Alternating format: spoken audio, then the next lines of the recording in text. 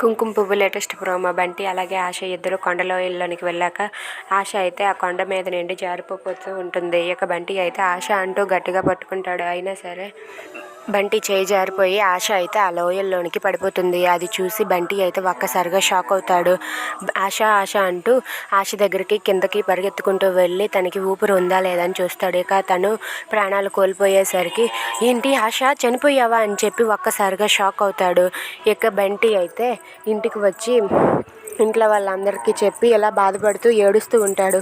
ఆశని నా చేతులతో నేనే చంపేశాను అని చెప్పి అంటూ ఉంటాడు. ఇంతలో పోలీస్ స్టేషన్లో పోలీస్ అయితే ఆశ ఫోటో పట్టుకొని తిరుగుతూ ఉంటే ఒక ఫోటో కింద పడిపోయేసరికి ఆ ఫోటోని తొక్కేస్తాడు. అది చూసి ఆ పోలీస్ అయితే రే ఏంట్రా నువ్వు నా ఆశనే తన్నేస్తావా, నా ఆశ ఫోటోనే మట్టేస్తావా, ఎంత ధైర్యం రా నీకు అని చెప్పి కాలర్ పట్టుకొని అడుగుతూ ఉంటాడు. ఇక బంటి అయితే ఇంటికి వెళ్ళి ఏడుస్తూ ఉంటే ఏమైందని అందరూ అడుగుతారు.